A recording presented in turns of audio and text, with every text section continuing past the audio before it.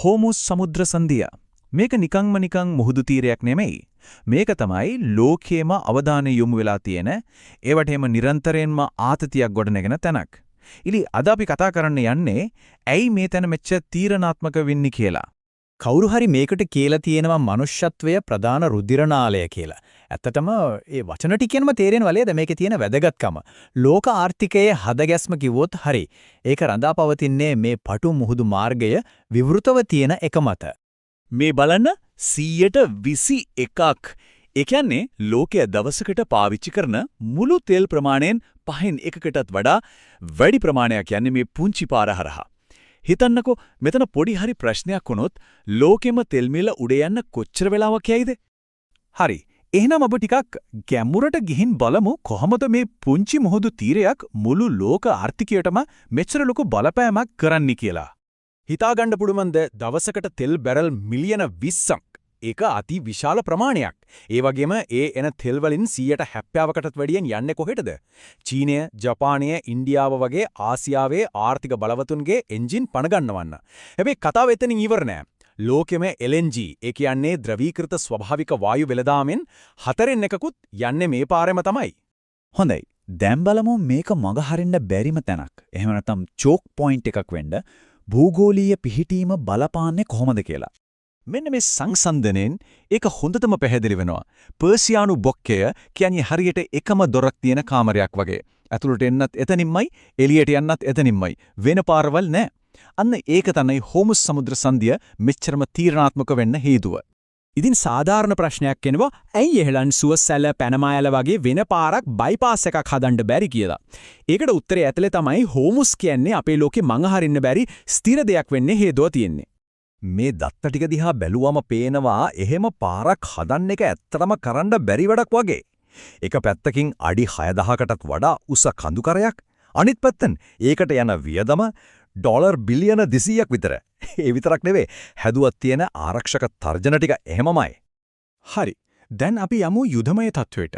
මෙන්න මේ භූගෝලීය පිහිටීම නිසාම මේ මුළු කලාපයම හරිම අවදානම් උපාය මාර්ගික චෙස් බෝඩ් එකක් බවට පත් වෙලා තියෙනවා. හිතන්න මේ සමුද්‍ර සංධියේ පටුම හරියේදී නැව් යන පාරවල් දෙකේම පළල කිලෝමීටර් 3ක් විතරයි. ඒ කියන්නේ දැවැන්ත තෙල් නැවකට උනත් එහෙට මෙහෙට හැරෙන්නවත් ඉඩක් නැහැ. හරිම ලේසි ඉලක්කයක් බවට පත් වෙනවා.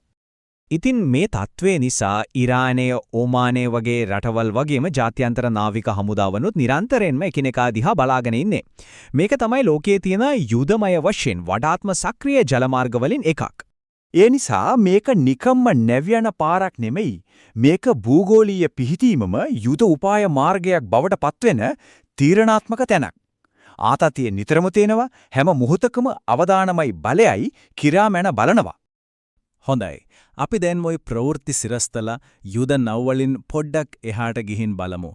එතකොට අපිට සම්පූර්ණයෙන්ම වෙනස් ලෝකයක් දකින්න ලැබෙනවා.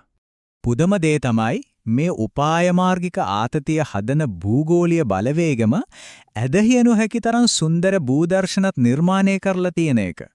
මේ අමුතු ලස්සන භූදර්ශන හැදෙන්නේ ලවණ ඩයපරය කියන භූ විද්‍යාත්මක ක්‍රියාවලිය නිසා. සරලව කිව්වොත් අවුරුදු මිලියන ගාණක් පොළව යට තිබුණු ලුණු සහ ඛනිජ තට්ටු උඩට තල්ලු වෙලා තමයි මේ වගේ පාට පුදුමාකාර නිර්මාණ හැදෙන්නේ. විවිධ පාටින් දිලිසෙන පස් තියෙන දූපත්වල ඉඳන් රැට නිල් පාටින් දිලිසෙන මුහුදු වෙරළ දක්වා මේ මුළු කලාපයම ස්වභාවික පුදුමයන්ගෙන් පිරුණු සැඟවුණු නිදානයක් වගේ. හැබැයි මේ සුන්දරත්වය ඇතුළේම තවත් එතරම් පේන්නේ නැති වෙනස් මාකාරයක අවදානමක් තියලා ඒ තමයි මෙහි තියෙන සංස්කෘතියයි පරිසරයයි හරියට තෙල් නැවක් වගේම බිඳෙන සුළු වීම. උදාහරණයක් විදිහට කේෂම් දූපතේ තියෙන පරම්පරා ගානක් පැරණි බෝඩ් හදන ශිල්පයක්. මේකේ යුනෙස්කෝ උරුමයක්. හැබැයි අලුත් පරම්පරාව වෙනත් රස්සාවල් හොයාගෙන යන නිසා මේ වටිනා කලාව ටිකෙන් ටික නැති වෙලා යනවා. ඉතින් මෙතන තියෙන වැදගත්ම කාරණය තමයි මේ කලාපයටම විශේෂ වුණු පරිසර පද්ධති වලට දේශගුණික විපර්යාස සහ මිනිස් ක්‍රියාකාරකම් නිසා එල්ල වෙලා තියෙන පීඩනය. කොරල් පර මැරෙනවා, සංචාරක ව්‍යාපාරය නිසාම මේ සුන්දරත්වය නැති වෙලා යනවා.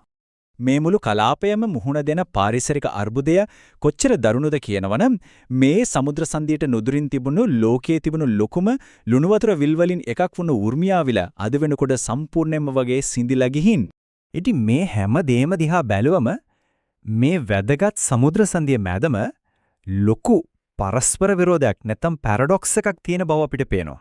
භූදේශපාලනික ආතතිය ඇත්තටම කවදාවත් නැති වෙන්නේ නැහැ. ඒක නිතරම තියෙනවා.